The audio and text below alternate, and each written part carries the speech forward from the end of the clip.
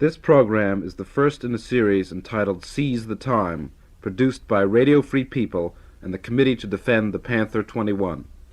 The topics for this series include the New York Panther 21, Black Liberation, and the coming revolution in America. The first program in the series is called Capitalism plus Dope equals Genocide. It was recorded in prison by Michael Cetewayo Tabor, one of the Panther 21. Tabor has been in jail since April 1969. He was arrested then and held in $50,000 bail. He and the other Panthers are charged with conspiring to blow up the botanical gardens, dynamite department stores, murder policemen, and bomb railway lines. The biggest frame-up in the history of New York. On February 2nd, pre-trial hearings began. On February 25th, Judge John Mudface Murtaugh recessed the hearings for an indefinite period. He said they could only be resumed if the Panthers agreed to remain silent in the courtroom. The Panthers have said that if their constitutional rights are violated, they will continue to stand up and speak out. Tabor was born and lived most of his life in Harlem. For 5 years, from age 13 to age 18, he was addicted to heroin, to the plague, as he calls it. But Tabor kicked the habit and became a member of the Black Panther Party. He worked on the Panther Breakfast Program to feed hungry black children, and on the Liberation School to teach black children to read. He was defense captain of the Bronx chapter of the party. Here is his statement on dope. All power to the people. This is Brother Michael Cetewayo Tabor. And at this point, I'd like to address myself specifically to the question of drug addiction. Recently in the black colony of Harlem, a 12-year-old black youth was murdered by an overdose of heroin. A week or so later, a 15-year-old black girl met the same fate. During the year 1969 in New York City alone, there were over 900 deaths resulting from drug addiction. Of these, 210 were youths, ranging in age from 12 to 19. Of the over 900 dead, the overwhelming majority were black and Puerto Rican. Conservative estimates state that there are at least 25,000 youths in New York City alone addicted to heroin. Drug addiction in the colonized ghettos of America has constituted a major problem for over 15 years.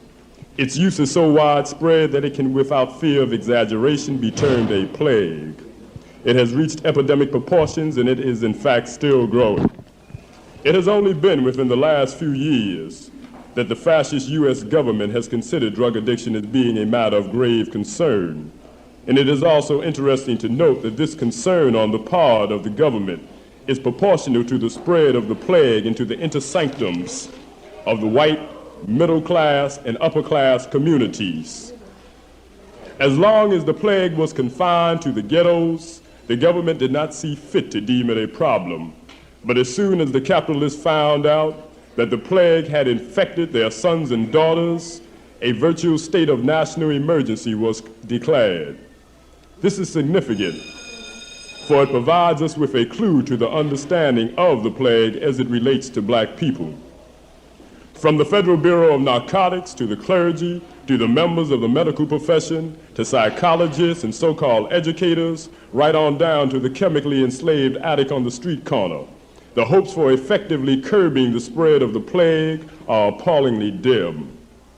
Despite the stiffer jail sentences that are being meted out to those who the law defines as being drug profiteers, and that term is nothing but a euphemistic way of saying illegal capitalists. There are more dope dealers now than ever before.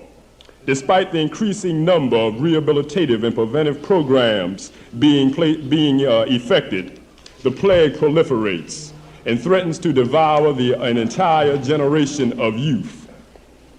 The basic and fundamental reason why the plague cannot be stopped by the drug prevention and rehabilitation programs is that these programs, with their bourgeois, archaic, Freudian approach and group therapeutic concepts, do not deal with the ultimate root causes of the problem.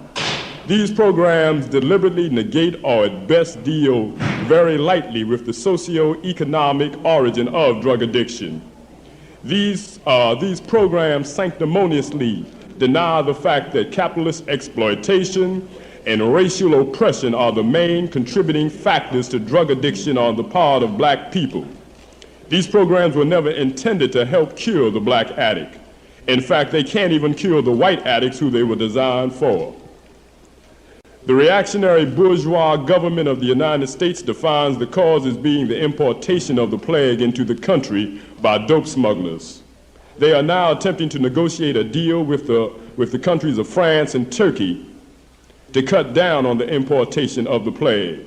They themselves, though, are forced to admit that stopping the entry of the plague is damn near impossible. The government is well aware of the true causes that underlie drug addiction.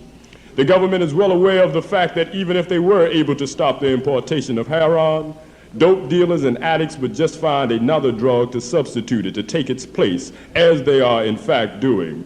The reactionary U.S. government is totally incapable of addressing itself to the true causes of drug addiction, for to do so would necessitate making fundamental and basic institutional and structural changes.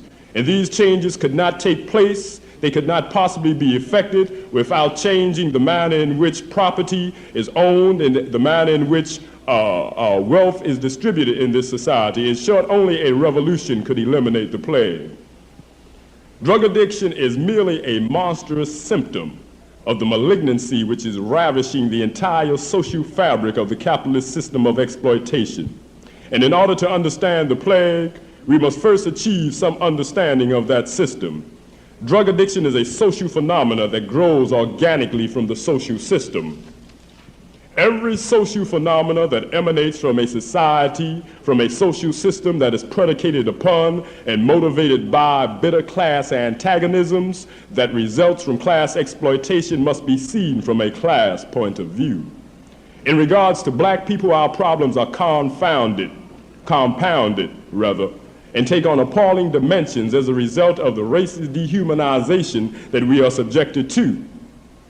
Therefore, to understand the plague as it relates specifically to black people, we must analyze the effects of capitalist economic exploitation and racist dehumanization, which is a byproduct of capitalism. We must analyze the effects that they have on black people.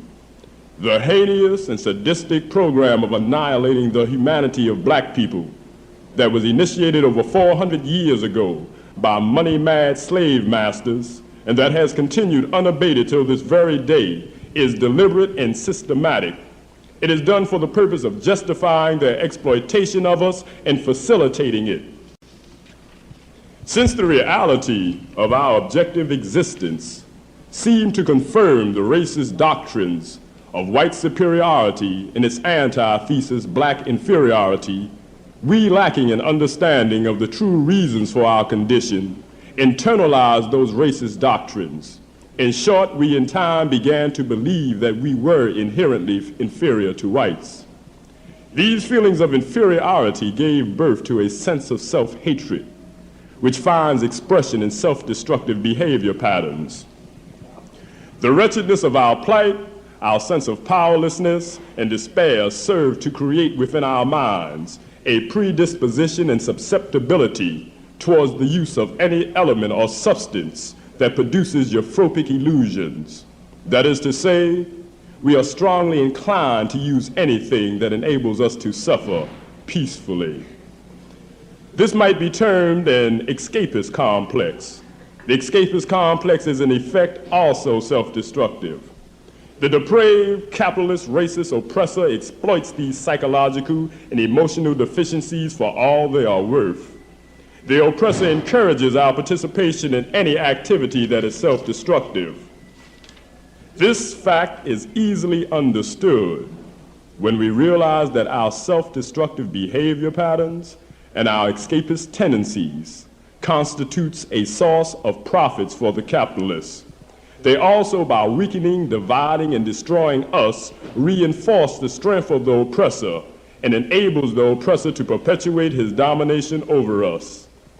Fratricidal street gang fighting is a direct manifestation of a self-destructive behavior pattern.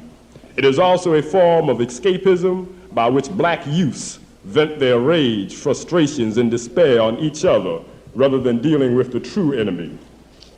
Pathological religionism, or the fanatical indulgence in religion, is essentially escapist because it encourages the victim to concentrate his or her attentions and energies and hopes for salvation and freedom upon a dubious, mystical, non-tangible force.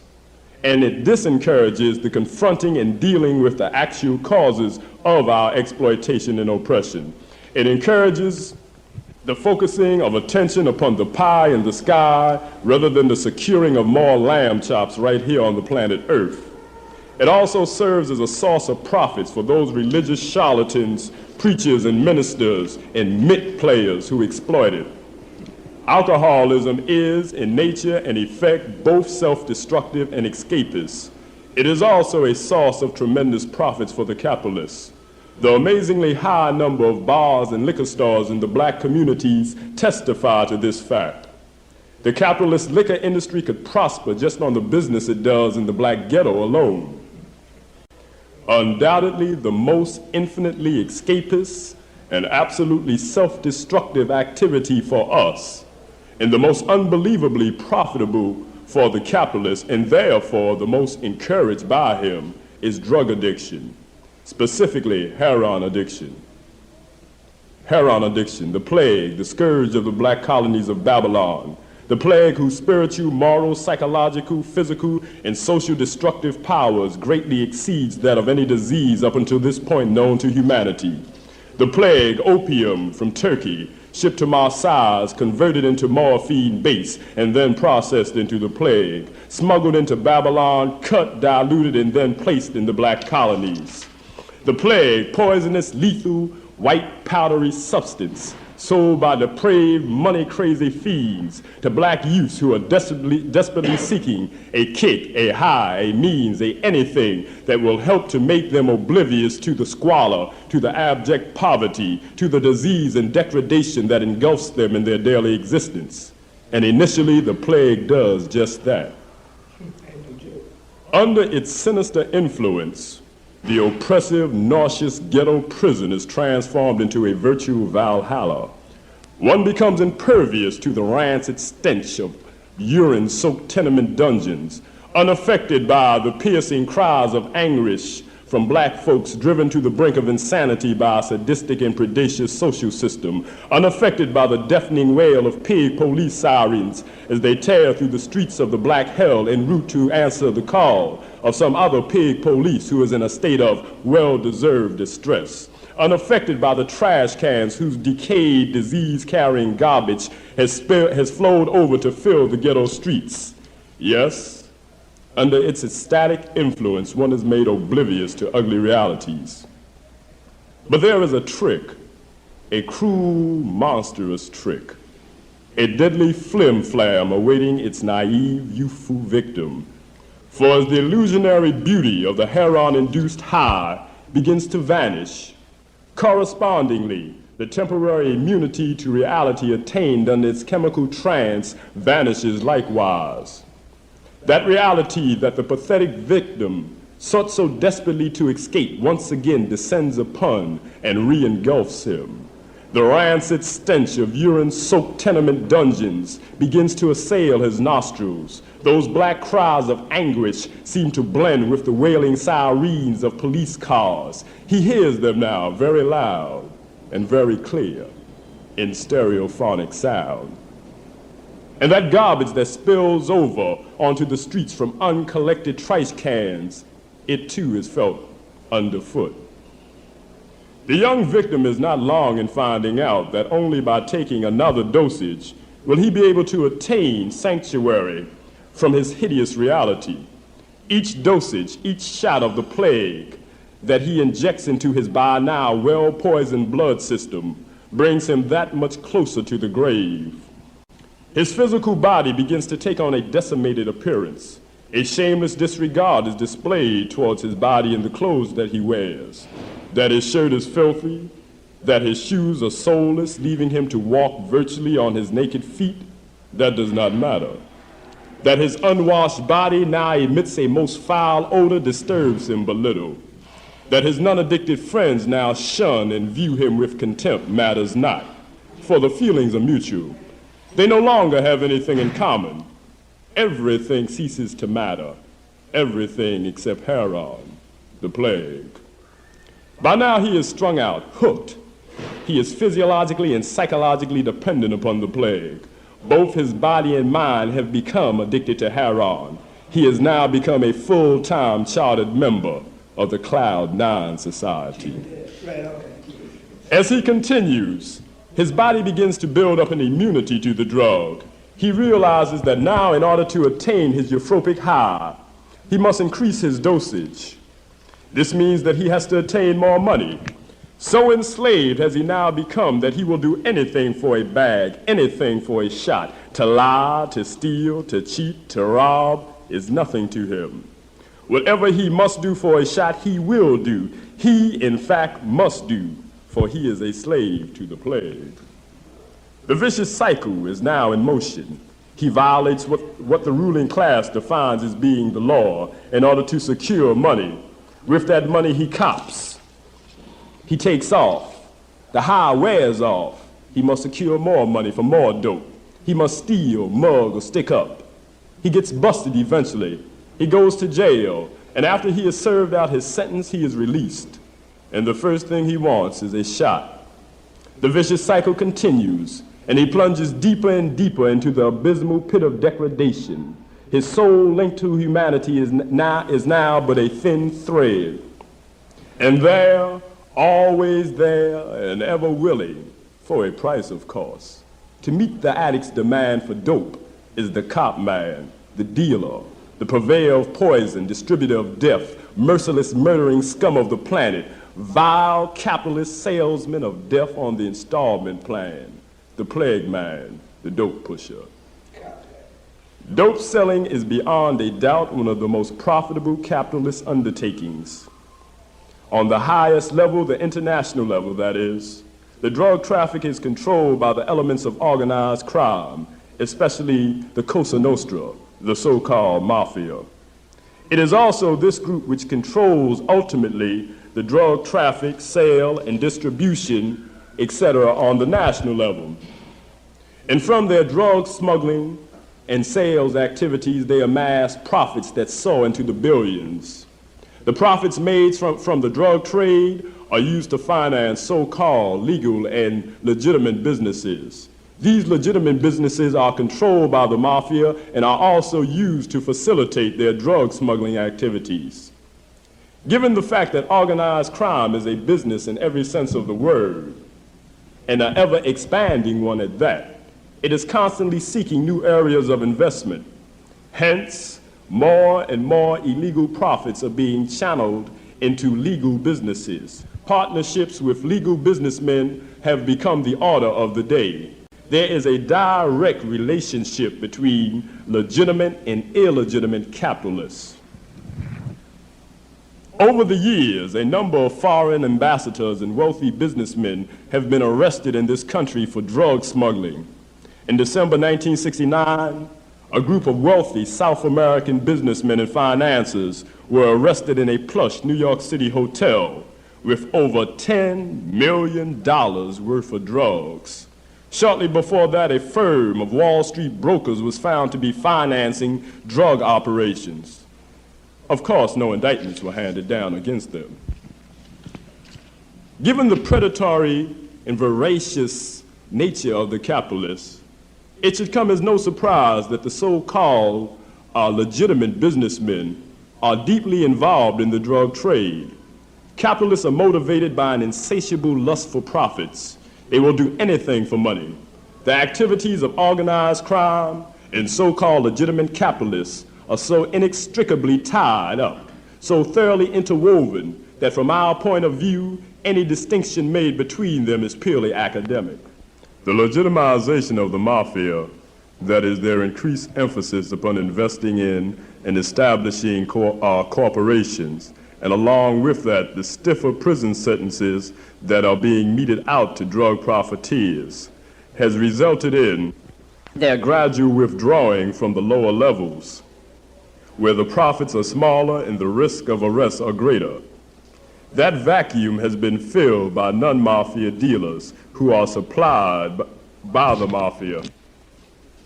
A few years ago, it was a rarity to find a Negro dope dealer who handled more than 3 kilos of heroin, a kilo being 2 pounds, 2 ounces, at any one time. Now, though more and more Negro plague peddlers are handling upwards to 10 kilos of heroin. When you consider that a kilo of heroin purchased at $18,000 when cut and bagged up and sold brings a net profit of over $200,000, then it becomes much easier to understand that even if the death penalty were imposed on drug profiteers, it would not deter the trade. When you consider that America is an ultra-materialistic and infinitely Philistine society in which the human rights of men are consumed by the flames on the sacrificial altar of the almighty dollar, when you dig and fully understand the basic reality of American society, then you can understand that without a revolution that is designed to totally transform the fundamental nature of this society, the plague and other such psycho-emotional diseases can never be eradicated. The plague could never flourish in the black communities as it does if it were not for the active support of the occupation forces, personified by the pig police force. That narcotic arrests have skyrocketed in no way mitigates the objective fact that more and more pig police are taking payoffs from drug peddlers in return for immunity. Damn near every week we hear about some pig police being suspended for taking payoffs from a plague peddler or extorting money from them. It is also the practice of the police department, especially the narcotics agents, to seize a quantity of drugs from one dealer, arrest him, but only turn in a portion of the confiscated drugs for evidence. The rest is given to stool pigeons who in many cases are dealers themselves. These stool pigeons actually receive drugs from the agents and they sell them. There have also been reports of agents who actually use drugs themselves. They have dope fiends on the police force. These are the individuals who are sent into the community supposedly to protect us. When these activities on the part of the police force are placed in their proper context and understood, then we can see that the pig police can never solve the problem because they are in fact part of the problem.